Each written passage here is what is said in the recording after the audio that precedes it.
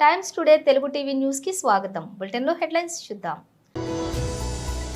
సత్తెనపల్లిలోని తన క్యాంపు కార్యాలయం నుండి నీటిపారుదల శాఖ మంత్రి శ్రీ అంబటి రాంబాబు విలేకరుల సమావేశం. బీఆర్ఎస్ అభ్యర్థి వెంకటరామిరెడ్డి అనర్హుడిగా ప్రకటించాలని శ్రీ రఘునందన్ రావు డిమాండ్ చేశారు. ఈవీఎంలను భద్రపరిచిన స్ట్రాంగ్ రూమ్ల వద్ద ఉన్న భద్రతా సిబ్బంది నిరంతరం అప్రమత్తంగా ఉండాలి.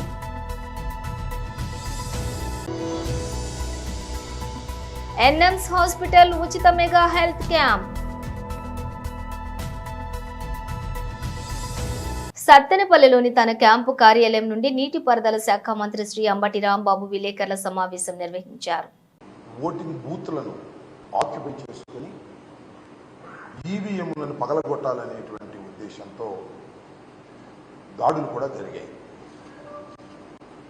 ముఖ్యంగా రాష్ట్రంలో పరిశీలిస్తే పలనాడు, అనంతపూర్, అలాగే కొన్ని రాయలసీమ ప్రాంతాల్లో చాలా పెద్ద ఎత్తున హింస చెలరేగింది. కొన్ని సందర్భాల్లో పోలీసులు కంట్రోల్ చేయలేక చేతులు ఎత్తేసినటువంటి సందర్భం కూడా కనిపిస్తుంది. ముఖ్యంగా అనంతపూర్లో కానీ పర్టికులర్గా పలనాడు జిల్లాలో ఉన్న ఎస్పీని, అనంతపూర్లో ఉన్న ఎస్పీని ఎన్నికలకు ముందు ఎన్నికల కమిషన్ మార్చారు. ఇంకా పలు చోట్ల కూడా ఐపీఎస్ అధికారులను మార్చారు. దేనికోసం మార్చారు అంటే, పురంధరేశ్వరి గారు భారతీయ జనతా పార్టీ రాష్ట్ర శాఖ అధ్యక్షురాలు, చంద్రబాబు నాయుడు గారి వదిన గారు, చంద్రబాబు నాయుడు గారితో కలిసి వీళ్ళు కలిసే ఉన్నారనుకోండి. ఎందుకంటే భారతీయ జనతా పార్టీ, తెలుగుదేశం, జనసేన కలిసి కూటమిగా వచ్చారు. వీళ్ళిద్దరూ కలిసి ఎన్నికల కమిషన్కు ఫిర్యాదు చేశారు. ఎవరైతే ఐపీఎస్ అధికారులు ఉన్నారో వీళ్ళందరూ కూడా ప్రభుత్వానికి తొత్తులుగా ఉన్నారు, వారికి అనుకూలంగా ఉన్నారు. కాబట్టి వారిని మారిస్తే తప్ప నిష్పక్షపాతంగా ఎన్నికలు జరగవు అనేటువంటి ఆర్గ్యుమెంట్ను తీస్తే సహజంగానే ఎన్నికల కమిషన్ కొంత బిలీవ్ చేసి ఉండవచ్చు. ఈ మార్పులన్నీ చేశారు. ఇక్కడ గమనించాల్సిన అంశం ఏమిటంటే, ఎక్కడైతే పురంధరేశ్వరి పిటిషన్ మీద మార్పులు చేశారో ఆ ప్రాంతంలోనే హింస ప్రజ్వరిల్లింది. Note this point. ఇవాళ మనం ఫర్ ఎగ్జాంపుల్ అనంతపూర్ తీసుకున్నాం, ఫర్ ఎగ్జాంపుల్ పల్నాడు తీసుకున్నాం. పల్నాడులో నేను this is the third time I'm going to contest, మూడోసారి నేను పోటీ చేయబోతున్నాను. గత 2 ఎన్నికల అనుభవం నాకుంది. ఏ రోజుని కూడా ఇంత పెద్ద ఎత్తున హింస జరిగినటువంటి సందర్భం లేదు. మొన్న ఎన్నికల్లోనే భారీ ఎత్తున హింస జరిగింది. ఎందుకు జరిగింది?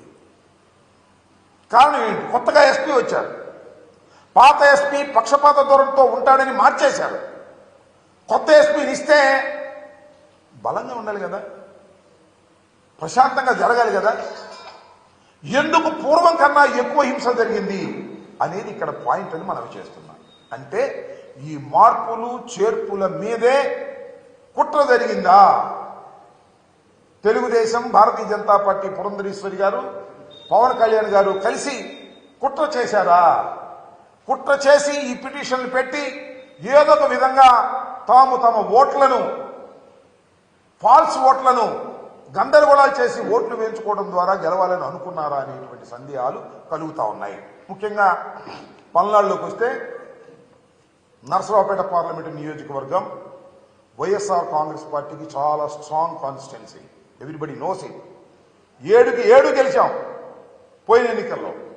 ఇవాళ కూడా 7కి 7 గెలిచే పరిస్థితి ఉన్నది అని మాకన్నా బాగా తెలిసిన వ్యక్తి అటు పోటీ చేసిన మా పార్టీ వ్యక్తే ఉన్నదాకా. కాబట్టి దీన్ని ఏదో విధంగా నలిపేయాలి అనేటువంటి కుట్రతో ఇదంతా చేశారనేటువంటి భావన కలుగుతోంది. చాలా చిత్రమైన, విచిత్రమైన సంఘటన ఏమిటంటే, ఎన్నికల కమిషన్ ఎవరినైతే అపాయింట్ చేశారో ఎస్పీలుగా వాళ్ళని సస్పెండ్ చేసే పరిస్థితి వచ్చింది. ఇది చరిత్రలో నేను ఎప్పుడు ఎక్కడ చూడలా. ఎన్నికల కమిషన్ అంతకు ముందు ఉన్నటువంటి ఐపీఎస్ ఆఫీసర్లు పక్షపాతంగా వ్యవహరిస్తారేమో అనే అనుమానంతో మంచి చరిత్ర కలిగినటువంటి ఐపీఎస్ ఆఫీసర్లను ఎస్పీలుగా వేస్తే వాళ్ళు విధి నిర్వహణలో ఫెయిల్ అయ్యారని భావించి, ప్రాథమిక సమాచారం ఉందని భావించి వాళ్ళని సస్పెండ్ చేశారు. ఊరినే బదిలీ కూడా కాదు, they suspended from the service at present. ఎంత విచిత్రమైన విషయం. దీన్ని ఏ విధంగా భారత ప్రజాస్వామ్యంలో భావించాలని అడుగుతా ఉన్నా. దీని వెనుక నేను ఒకటే మనవి చేస్తున్నా, నేను ఓడిపోతాను అని అనుకున్న రోజున నారా చంద్రబాబు నాయుడు గారు రాక్షసంగా వ్యవహరిస్తాడు. తనకు అధికారం రాదు అనుకున్నప్పుడు హింసను ప్రజ్వలింపచేస్తాడు. ఇది నారా లోక్సభ ఎన్నికల్లో బీఆర్ఎస్ అభ్యర్థి వెంకటరామిరెడ్డి నిబంధనలకు విరుద్ధంగా ఓటర్లకు డబ్బులు పంపిణీ చేస్తే ఎన్నికల సంఘం అధికారులు ఎలాంటి చర్యలు తీసుకోలేదని మెదక్ లోక్సభ బీజేపీ అభ్యర్థి శ్రీ రఘునందన్ రావు ధ్వజమెత్తారు. చేగుంట పరిసరాల్లోని అధికారులు తనిఖీల్లో పట్టుబడిన 88 లక్షలను బీఆర్ఎస్ అభ్యర్థి వెంకటరామిరెడ్డి ఖర్చుల్లో జమ చేసి అభ్యర్థిని అనర్హుడిగా ప్రకటించాలని డిమాండ్ చేశారు. ఒక కారులో 27 పోలింగ్ బూత్లకు సంబంధించినటువంటి డబ్బు 88 లక్షలు పంచితే మొత్తం 2000 పైచిలుకున్నటువంటి పోలింగ్ స్టేషన్లలో మొత్తం వెంకటరామరెడ్డి మనుషులు ఇట్లే కవర్లు తీసుకుపోయి ప్రతి పోలింగ్ స్టేషన్ లో 80% ఆఫ్ ద ఓటర్స్ కి డబ్బులు పంచినారు. బీఆర్ఎస్ ప్రభుత్వమే ఇంకా అధికారంలో ఉందనుకుంటున్నట్టున్నారు పోలీసు వాళ్ళు.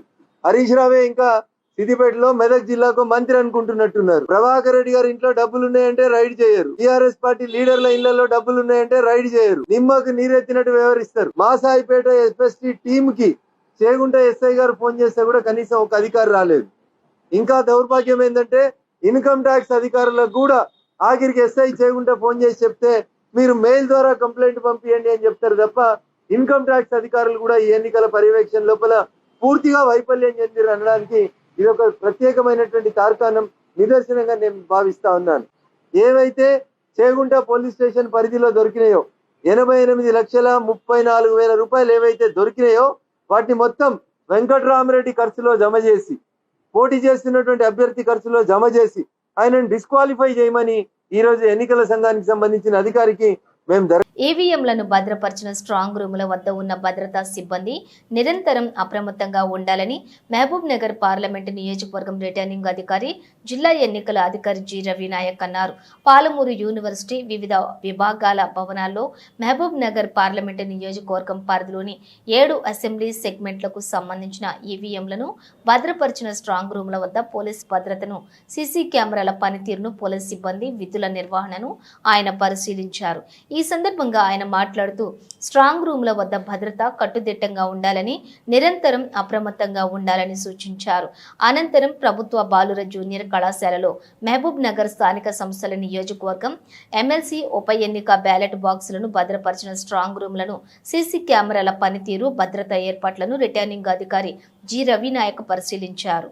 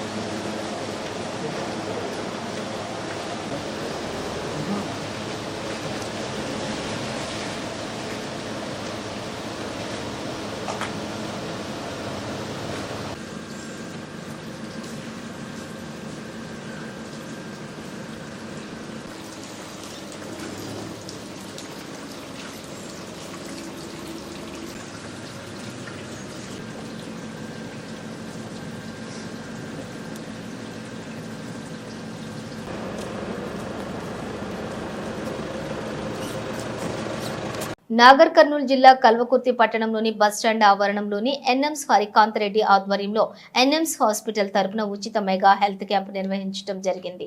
ఇందులో ఉచిత మెడిసిన్స్, జనరల్ మెడిసిన్, ఉచిత షుగర్, బీపీ మరియు రక్త పరీక్షలు, ఉచిత ఈసీజీ నిర్వహించారు. ముఖ్య అతిథులుగా కల్వకుర్తి ఎమ్మెల్యే కసిరెడ్డి నారాయణరెడ్డి పాల్గొని ప్రారంభించారు. ఈ సందర్భంగా మాట్లాడుతూ కల్వకుర్తి అతి సమీపంలో ఉన్నటువంటి ఎన్ఎంస్ హాస్పిటల్ ఉందని, ఇందులో ఆరోగ్యం కార్డుతోటి పాము కాటుకు చికిత్స, జిల్లాల్లోని రాష్ట్రంలోని చికిత్స ఉండేదని, ఇప్పుడేమో ఎన్ఎంస్ హాస్పిటల్ అందుబాటులో ఉందని, కిడ్నీ స్టోన్స్ కూడా ఆరోగ్యశ్రీ ద్వారా చికిత్స చేయడం జరుగుతుందని, ప్రభుత్వ ఉద్యోగులకు కూడా సేవలు ఉంటాయని, ఇటు సౌకర్యాన్ని కల్వకుర్తి నియోజకవర్గం ప్రజలు ఉపయోగించుకోవాలని అన్నారు. డాక్టర్ హరికాంత్ రెడ్డి మాట్లాడుతూ ప్రారంభోత్సవానికి వచ్చిన ఎమ్మెల్యే కసిరెడ్డి నారాయణరెడ్డి అలాగే నాయకులకు ధన్యవాదాలు అని, నాగర్ కర్నూలు జిల్లా మొత్తం కూడా మండలాల్లోని హాస్పిటల్ తరపున ఉచిత మెగా హెల్త్ క్యాంపులు నిర్వహిస్తామని, ఎన్ఎంస్ హాస్పిటల్ కి వచ్చే వారికి ఉచిత వాహన వసతి కూడా ఉంటుందని, బ్రెయిన్ సర్జరీ, అన్ని రకాల సర్జరీలు, ఆపరేషన్లు హైదరాబాద్ వెళ్లకుండా ఇక్కడే చేయడం జరుగుతుందని, ఈ హెల్త్ క్యాంప్ లో డాక్టర్లు వెంకటేష్, ప్రణీత్, శ్రీనివాసులు, నవీన్ పాల్గొని ఉచిత సేవలు అందించారని వారికి కృతజ్ఞతలు తెలియజేశారు. సాయంత్రం 5 గంటల లోపు ఈ ఉచిత క్యాంపును సుమారుగా 500 మంది ఉపయోగించుకున్నారని ఆయన అన్నారు. ఇటు కార్యక్రమంలోని కల్వకుర్తి మాజీ సర్పంచ్ బృంగి ఆనంద్ కుమార్, భూపతి రెడ్డి, సంజీవ్, మిరియాల శ్రీనివాస్ రెడ్డి, శ్రీకాంత్ రెడ్డి, సంతు యాదవ్ తదితరులు పాల్గొన్నారు.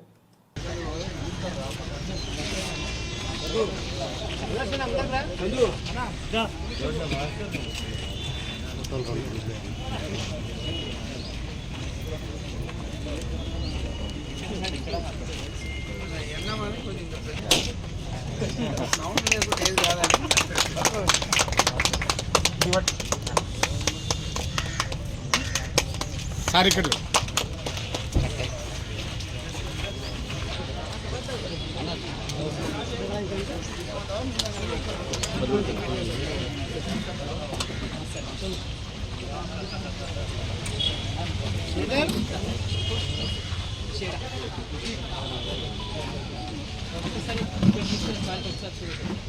రిసర్చ్ జరుగుతుంది.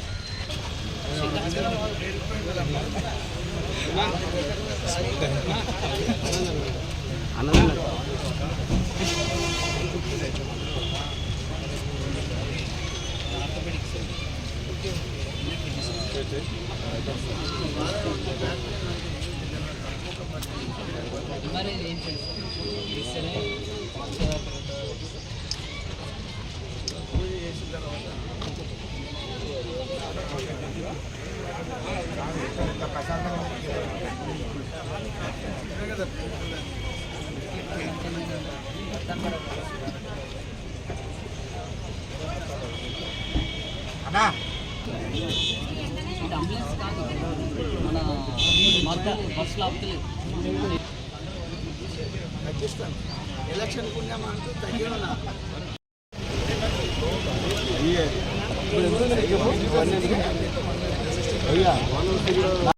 స్వయం అంబులెన్స్ వంటి ప్రారంభించారు.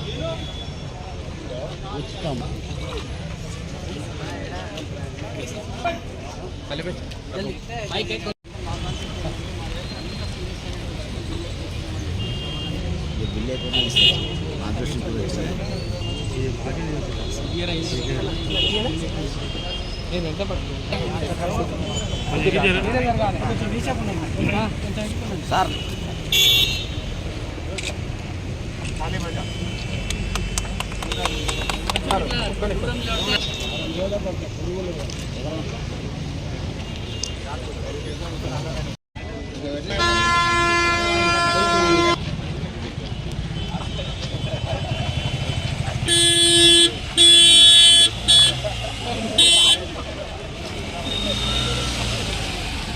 బెంగళూరు శివార్లలోని ఓ ఫామ్ హౌస్ లో నిర్వహిస్తున్న రేవ్ పార్టీని పోలీసులు భగ్నం చేశారు. ఆ పార్టీకి హాజరైన సుమారుగా 100 మందిని అదుపులోకి తీసుకున్నారు. హైదరాబాద్ కు చెందిన వాసు అనే యువకుడి పుట్టినరోజు సందర్భంగా ఈ పార్టీ ఏర్పాటు చేసినట్లుగా సమాచారం. ఆదివారం సాయంత్రం మొదలైన పార్టీకి తెలుగు రాష్ట్రాలకు చెందిన సినీ, రాజకీయ ప్రముఖులు పలువురు హాజరైనట్లుగా తెలుస్తోంది. ఫామ్ హౌస్ ఆవరణలో ఉన్న ఓ కారులోని ఏపీ ఎమ్మెల్యే కాకాని గోవర్ధన్ కు చెందిన పాస్ ను గుర్తించినట్లుగా కన్నడ మీడియా మీడియా పేర్కొంది. అయితే ఆ కారు తనది కాదని ఏపీ ఎమ్మెల్యే కాకాని వివరణ ఇచ్చారు. ఫామ్ హౌస్ లో రేవ్ పార్టీ జరుగుతోందన్న విశ్వసనీయ సమాచారంతో సీసీబీ పోలీసులు బృందం రేడ్ చేయించింది. దాదాపుగా 3 గంటల పాటు ఫామ్ హౌస్ లో సోదాలు నిర్వహించిన పోలీసులు 17 MDM టాబ్లెట్లు కొకైన్ను స్వాధీనం చేసుకున్నారు. ఇక ఫామ్ హౌస్ ఆవరణలోని పార్కు చేసినటువంటి మెర్సిడెస్ బెంజ్, జాగ్వార్ తదితర 15కు పైగా లగ్జరీ కార్లను సీజ్ చేశారు. పార్టీకి హాజరైన వారిలోని తెలుగు రాష్ట్రాలతో పాటుగా బెంగళూరుకు చెందిన వారు కూడా ఉన్నారని, 25 మంది యువతులు కూడా ఉన్నారని సమాచారం. సినీ నటి హేమ కూడా ఈ పార్టీకి హాజరయ్యారని కన్నడ మీడియా వార్తలు ప్రసారం చేయగా, నటి హేమ ఈ వార్తలను కొట్టిపారేశారు. తాను హైదరాబాద్లోనే ఉన్నట్లుగా వివరణ ఇచ్చారు. ఆడిన తొలి 8 మ్యాచ్లలో వరుసగా 7 ఓటములు, పాయింట్ల పట్టికలో అట్టడుగు స్థానం.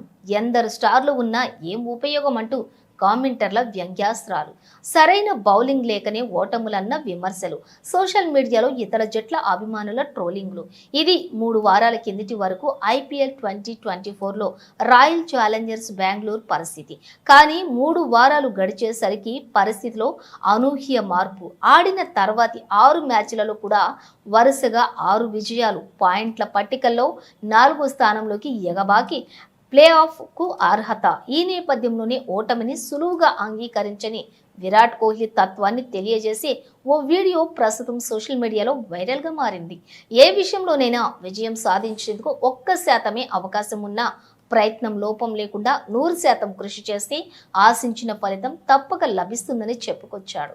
ఆ వీడియోలో కోహ్లీ స్వీయ నమ్మకానికి ఉన్న శక్తిని వివరించారు. ఒక్కోసారి విజయం సాధించడానికి కేవలం ఒకే 1% అవకాశం ఉండొచ్చు, కానీ కొన్నిసార్లు ఆ 1%మే సరిపోతుంది. కానీ మీరు ఆ 1% గురించి ఏమనుకుంటున్నారనేదే ముఖ్యం. ఆ 1% అవకాశాన్ని 10%గా, అక్కడి నుంచి 30%గా మార్చుకునేందుకు కూడా మీరు శక్తులు ఒడ్డేందుకు సిద్ధంగా ఉన్నారా? మీరు శక్తి వంచన లేకుండా ప్రయత్నిస్తే అలాంటి పరిస్థితుల్లో ఏదైనా సరే అద్భుతం జరగొచ్చు అంటూ కోహ్లీ యువతతో స్ఫూర్తి నింపాడు. నల్గొండ బీఆర్ఎస్ పార్టీ కార్యాలయంలో జెడ్పీ చైర్మన్ బండా నరేందర్ రెడ్డి, నల్గొండ మాజీ శాసనసభ్యులు కంచర్ల భూపాల్ రెడ్డితో కలిసి ఏర్పాట్లు చేసిన విలేకరుల సమావేశంలో మాట్లాడుతూ, వరంగల్, ఖమ్మం, నల్గొండ పట్టభద్రుల నియోజకవర్గం బీఆర్ఎస్ పార్టీ అభ్యర్థి ఏనుగుల రాకేష్ రెడ్డి బిట్స్పిలానీలోని చదువుకొని గోల్డ్ మెడలిస్టునైన తాను అమెరికాలో పెద్ద ఉద్యోగాలలో, కంపెనీలలోని ఉద్యోగాలు చేస్తూ వాటిని కూడా వదులుకుని ఇక్కడ ప్రజలకు తనవంతుగా సేవలు అందించాలని వచ్చానని, కాంగ్రెస్ పార్టీ 6 గ్యారెంటీలు 420 హామీలతోటి అధికారంలోకి వచ్చిందని, 5 నెలలైనా వాటి మాట మరిచిందని, జాబ్ క్యాలెండర్ ఊసేలేదని, 46 జీవో రద్దు మరిచిందని, నిరుద్యోగ భృతి హామీ ఇవ్వలేదు అంటుందని, ఇటువంటి సమయంలోని ఆ హామీల అమలుకు ప్రతిపక్షం చాలా బలంగా ఉండాలని, అందుకే ప్రశంసించే గొంతును కాకుండా ప్రశ్నించే గళాన్ని పంపాలని పట్టభద్రులను కోరుతున్నానని, విజ్ఞులు, సమాజం గురించి ఆలోచించే శక్తి కలిగిన పట్టభద్రులు లైక్లు, వ్యూస్ల కోసం కాకుండా అట్లా చూసేవారిని బ్లాక్మెయిల్ చేసేవారిని కాకుండా నిరుద్యోగుల కోసం, యువత కోసం, పట్టభద్రుల కోసం పనిచేసే వారిని గుర్తించి పంపాలని కోరారు. సమస్యల మీద నిర్మాణాత్మకంగా నేను పనిచేయడం జరిగింది. సమస్యల మీద పోరాటం చేసేటువంటి ప్రయత్నం చేయడం జరిగింది. ప్రభుత్వం యొక్క దృష్టిని ఆకర్షించేటువంటి ఒక ప్రయత్నం చేయడం జరిగింది.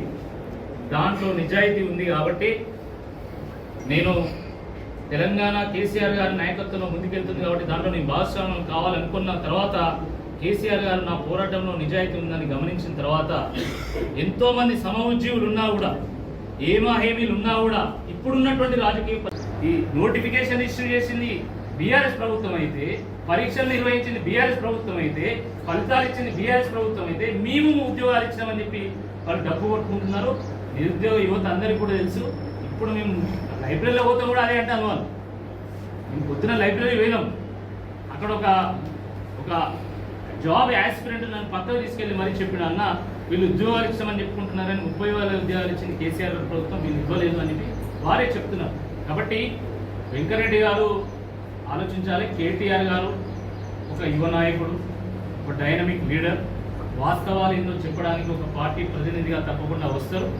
మీరు చెప్పుకోవాల్సింది ఉంటే మీరు ఏదో చెప్పుకోండి, కానీ దయచేసి ఇలాంటి వ్యాఖ్యలు చేయకుండా ఉండాల్సిందే ఈ సందర్భంగా నేను అనుకుంటున్నాను. చాలా గమ్మత్తు ఉంటుంది, చాలా గమ్మత్తు ఉంటుంది. మాకున్నది 2 ఎమ్మెల్యేలే. ఇద్దరు ఎమ్మెల్యేలకి ఇంతమంది భయపడతాను. ఇద్దరు ఎమ్మెల్యేలకు కేవలం 3.5 లక్షల మంది ఐటీ ఉద్యోగులు ఉంటే ఈరోజు 9 లక్షల మంది ఐటీ ఉద్యోగులు ఉన్నారు. టీఎస్పీఎస్సీ వచ్చిన తర్వాత 2,62,000 కోట్ల పెట్టుబడులు తీసుకొచ్చి 23,000 కంపెనీలను తీసుకొస్తే 17 లక్షల మందికి ఉపాధి కలిగింది. ఇది వాస్తవం కాదని అడుగుతా ఉన్నా.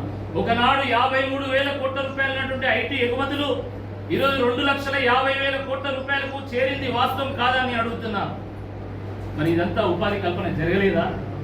అయినా ఇంకా ప్రభుత్వ ఉద్యోగాలు పెరగాలి, మీకు కాదంటలేము. ప్రభుత్వ ఉద్యోగాలు పెరగాలి. దానికి మీరేం చేసినారో చెప్పండి. ప్రజలు ఎంతో ఆశపడి, ముఖ్యంగా నిరుద్యోగులు ఎంతో ఆశపడి మిమ్మల్ని గెలిపించారు కదా, మరి మీరేం చేశారు? కోమటిరెడ్డి వెంకరెడ్డి గారు చాలా సీనియర్ నాయకుడు. నేను సూటిగా ప్రశ్నిస్తున్నా, 30,000 ఉద్యోగాలు మేము ఇచ్చినామని మీరు చెప్తున్నారు కదా. బులెటిన్ ముగించే ముందు హెడ్లైన్స్ మరోసారి. సత్తెనపల్లిలోని తన క్యాంపు కార్యాలయం నుండి నీటిపారుదల శాఖ మంత్రి శ్రీ అంబటి రాంబాబు విలేకరుల సమావేశం. బీఆర్ఎస్ అభ్యర్థి వెంకటరామిరెడ్డి అనర్హుడిగా ప్రకటించాలని శ్రీ రఘునందన్ రావు డిమాండ్ చేశారు. ఈవీఎంలను భద్రపరిచిన స్ట్రాంగ్ రూమ్ల వద్ద ఉన్న భద్రతా సిబ్బంది నిరంతరం అప్రమత్తంగా ఉండాలి.